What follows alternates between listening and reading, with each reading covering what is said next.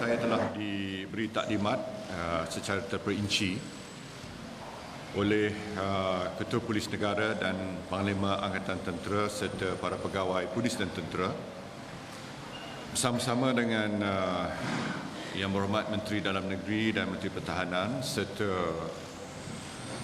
ahli-ahli jemaah menteri yang telah ikut bersama-sama dengan saya dalam rombongan.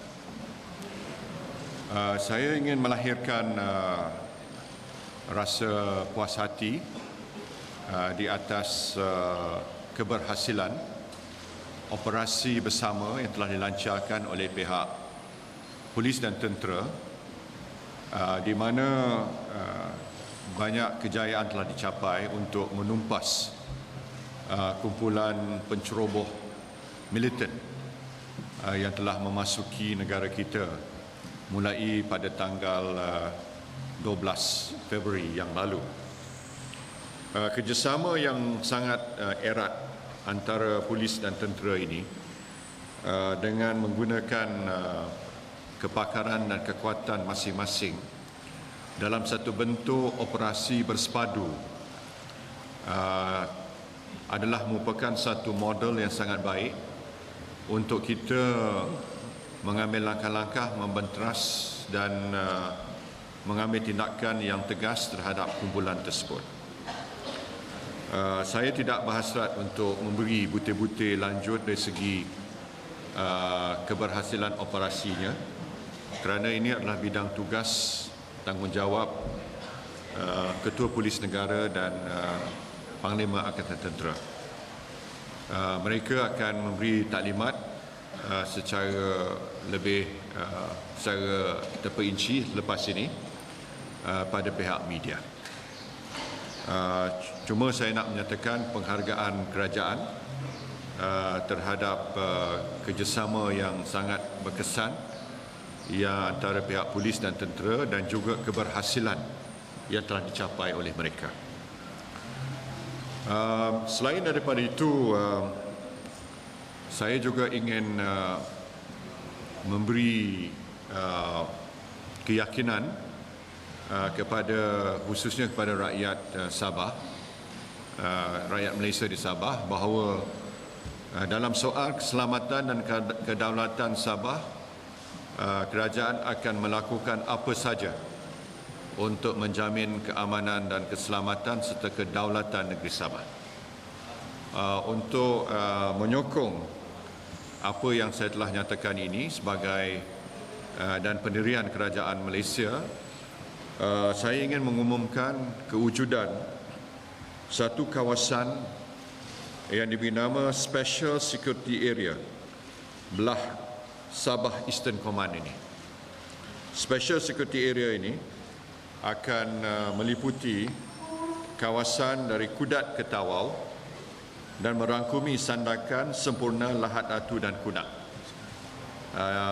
Cadangan ini telah pun dipersetujui oleh Jemaah Menteri semalam, dan hari ini saya mengumumkan hasrat kerajaan untuk mewujudkan Special Security Area ini, dan pusat Special Security Area ini akan ditempatkan di Lahad Datu.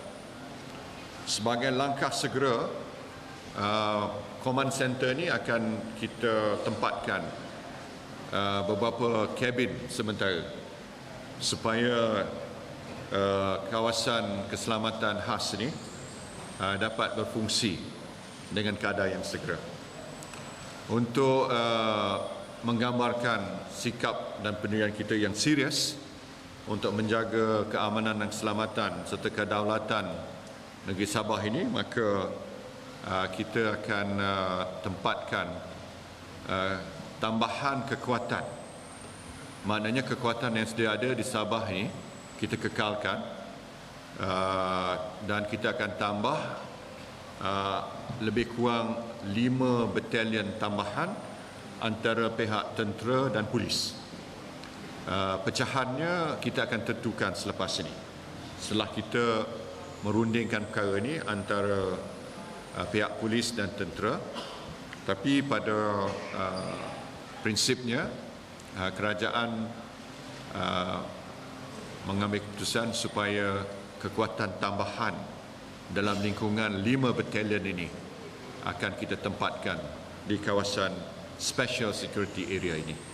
Ini adalah untuk memberi keyakinan kepada rakyat Sabah, khususnya mereka yang tinggal di kawasan Sabah Timur ini, bahawa meskipun operasi ini akan berakhir pada kumpulan ini, tetapi soal keselamatan mereka itu dan kedaulatan Sabah akan terus kita pertahankan. Saya berharap ini akan membuat mereka merasakan bahawa masa depan mereka akan lebih terjamin dengan langkah yang saya telah sebutkan tadi. Saya juga ingin menyatakan bahawa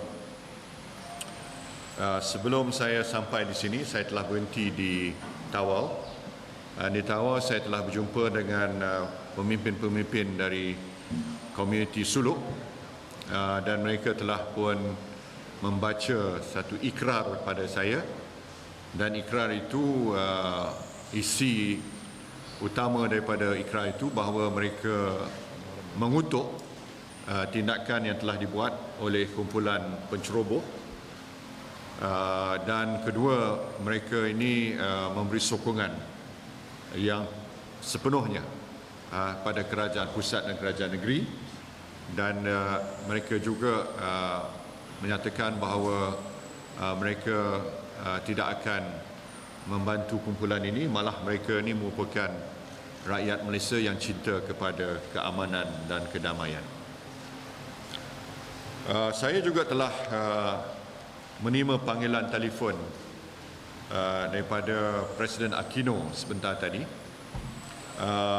dan dalam temu bual saya dengan Presiden Aquino, beliau tanya pada saya apa reaksi kerajaan Malaysia pada kenyataan yang dibuat oleh Jamalul Kiram, bahawa dia minta kumpulan dia itu meletak senjata, ataupun menyatakan perlu je secara unconditional, tanpa syarat, dan senjata itu mesti diserah pada kita. Itu pendirian kerajaan Malaysia. Saya juga ingin menegaskan dari segi soal polemik sama ada negeri Sabah merupakan sebahagian daripada Malaysia, tidak sepatutnya berbangkit sama sekali, kerana isu ini telah pun diputuskan. Pertama, dari segi perundangan, perkara ini telah dimuktamadkan semenjak tahun 1878 lagi, bahawa dari segi perundangan Sabah memang merupakan wilayah yang sah dalam Malaysia. Tambah lagi dengan keputusan yang dibuat oleh Suruhanjaya Kobol, di mana telah didapati bahawa lebih daripada 2/3 rakyat ataupun orang Sabah pada ketika itu bersetuju untuk menjadikan wilayah Sabah ini sebahagian daripada Malaysia. Dan keputusan Suruhanjaya Kobol ini telah pun mendapat pengiktirafan oleh bangsa-bangsa bersatu. Dan di samping itu, di bawah undang-undang antarabangsa, bahawa rakyat mana-mana negara mempunyai hak untuk menentukan berdasarkan pada prinsip self-determination. Oleh itu, berasas kepada kedua-dua dari segi perundangan dan juga dari segi suara rakyat yang telah dipungut secara demokratik, maka soal Sabah dalam Malaysia sebagai sebahagian dari wilayah Malaysia tidak patut dan tidak boleh dipertikaikan oleh sesiapa. Dan saya nak tegaskan bahawa jangan sesiapa memandang ringan kepada iltizam kerajaan Malaysia untuk menegakkan prinsip bahawa Sabah ada sebahagian daripada wilayah Malaysia selama-lamanya dan tidak boleh dipersoalkan oleh sesiapa sekalipun, sama ada di dalam maupun di luar negara kita. Dan kita akan tetap pertahankan prinsip ini, hakikat ini dan kebenaran ini secara mutlak dan dengan sepenuh kekuatan yang ada pada kita. Okay. Questions?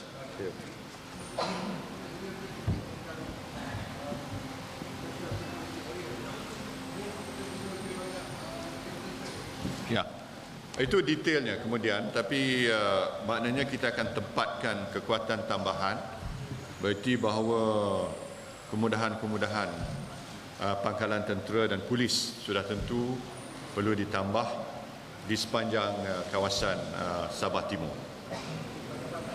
Ya, pantai dan dalam kawasan dalam.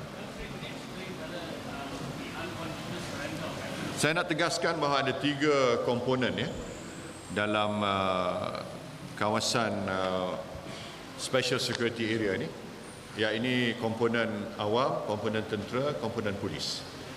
Dan ketiga-tiga kita akan gabungkan dalam satu command structure, dan command structure ini akan melapor terus pada Ketua Menteri Sabah. Ya. They have to surrender their arms. And they have to do it as soon as possible.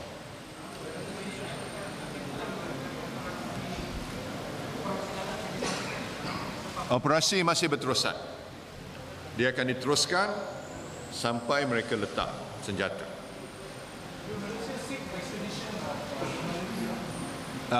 That's a matter to be considered later. The most important thing is for us to resolve the current security threat that's facing us. Yeah? Yeah.